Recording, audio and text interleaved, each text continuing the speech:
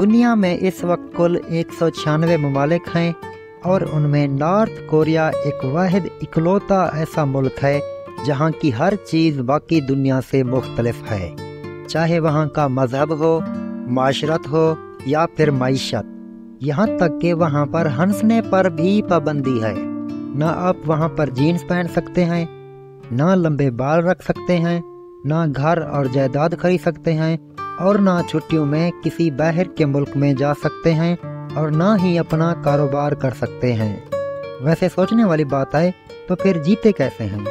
اور تو اور انٹرنیٹ پر بھی پابندی ہے، اور صرف خبریں بھی حکومت کی مرضی کی سننے کو ملتی ہیں۔ پھر تو یقیناً یہ کہنا بنتا ہے کہ 2,63,00,000 انسان اذیت ناک جیل میں اور عمر قید بامشقت میں زندگی گزار رہے ہیں۔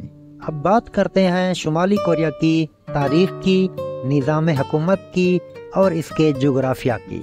شمالی کوریا کی آزادی دوسری جنگ عظیم کے اختتام پر 1945 عیسوی میں ہوئی، جب جاپان نے امریکہ کے آگے سرنڈر کر دیا اور اس طرح حکومت کا کوریا پر قبضہ ختم ہوا۔ اس کے بعد کوریا کو سوویت یونین اور امریکہ کے زیر اثر 2 حصوں میں تقسیم کر دیا گیا۔ 1948 عیسوی میں شمالی کوریا اور جنوبی کوریا 2 الگ الگ ممالک کی حیثیت سے تسلیم کیے گئے۔ شمالی کوریا کے بانی کم il سنگ تھے، جو 1948 عیسوی میں شمالی کوریا کے پہلے رہنما بنے۔ انہیں شمالی کوریا میں ایک عظیم قائد سمجھا جاتا ہے، اور ان کا فلسفہ جوچے اب بھی شمالی کوریا کی سیاست اور معاشرت کی بنیاد ہے۔ جوچے فلسفہ شمالی کوریا کی ایک نظریاتی سوچ ہے جو خود مختاری، خود انحصاری اور قومی آزادی پر زور دیتی ہے۔ اسے کم il سنگ نے 1950 کی دہائی میں انٹروڈیوس کرایا تھا۔ اس فلسفے کے 3 بنیادی اصول ہیں۔ نمبر 1، خود انحصاری یعنی سیلف ریلائنس۔ ریاست کو اقتصادی، فوجی اور سیاسی لحاظ سے خود مختار ہونا چاہیے تاکہ بیرونی ممالک پر انحصار کم سے کم کیا جا سکے۔ نمبر 2، قومی آزادی یعنی نیشنل سوورینٹی۔ ریاست کو اپنے فیصلے خود کرنے کا حق ہونا چاہیے اور کسی بھی بیرونی دباؤ یا مداخلت کے بغیر اپنی پالیسیوں پر عمل درآمد کرنا چاہیے۔ نمبر 3، عوام کی مرکزی حیثیت، پرائمیسی آف دی پیپل۔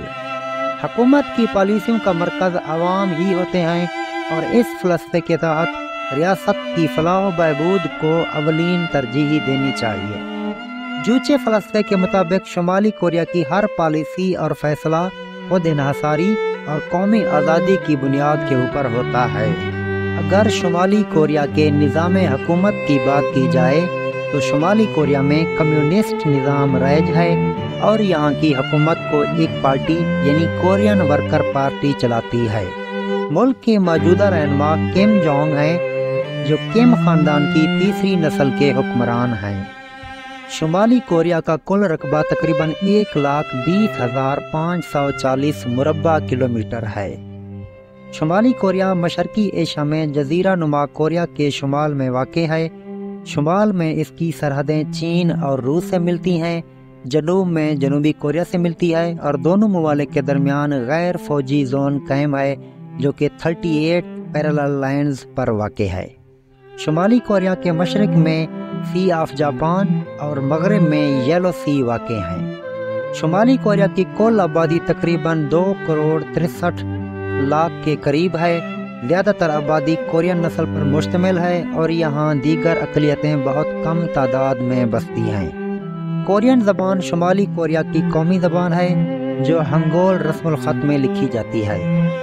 اور اگر موسم کی بات کی جائے، شمالی کوریا کی آب و ہوا معتدل موسمی ہے۔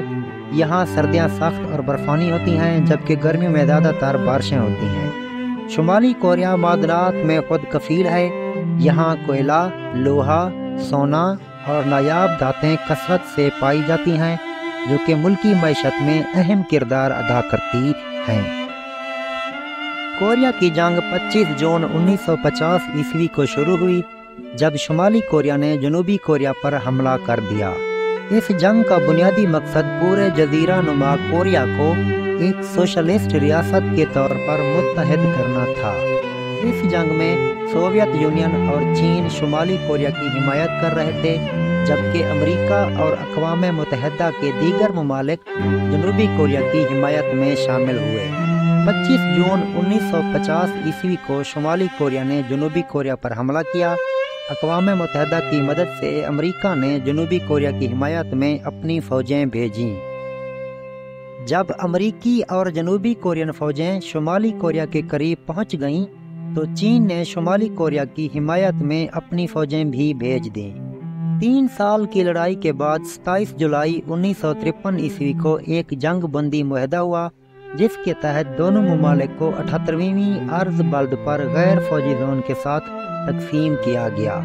ये जंग बाज़ाब्ता तौर पर ख़त्म नहीं हुई, बल्कि एक आर्जी जंग बंदी पर रुकी, इसलिए दोनों ममालिक तकनीकी तौर पर अब भी हालत जंग में हैं। और कोरिया की जो जंग 1950 में हुई, इसमें जो सबसे ज़्यादा और भारी नुकसान हुआ वो शुमाली कोरिया को हुआ, जिसमें 6.5 लाख फौजी मारे गए। उन 6.5 लाख अफवाज में 1.5 लाख फौजी चीन के थे, और जनूबी कोरिया और अमेरिका की जो फौज थी उनके 2.5 लाख फौजी मारे गए। कोरिया ने 2006 ईस्वी में पहली बार कामयाब जौहरी तजर्बा किया, जिसके बाद उसे जौहरी रियासत के तौर पर तस्लीम किया गया। जौहरी ताकत बनने के इस सफ़र में शुमाली कोरिया ने आलमी पाबंदियों और मुखालफत के बावजूद अपने जौहरी प्रोग्राम को आगे बढ़ाया। 9 अक्टूबर 2006 ईस्वी को शुमाली कोरिया ने पहला ज़ेर ज़मीन जौहरी तजर्बा किया।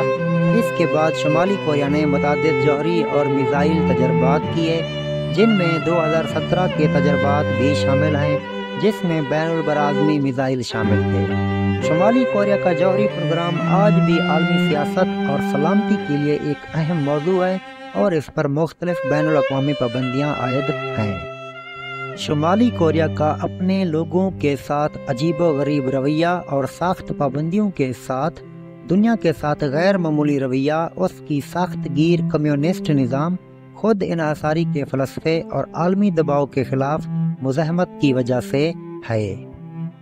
मुल्क की क़यादत अपने इक़्तिदार को बरकरार रखने और किसी बैरूनी मुदाखलत से बचने के लिए आलमी सतह पर साख्तगीर और जारहाना हिकमत अमली अख्तियार करती है।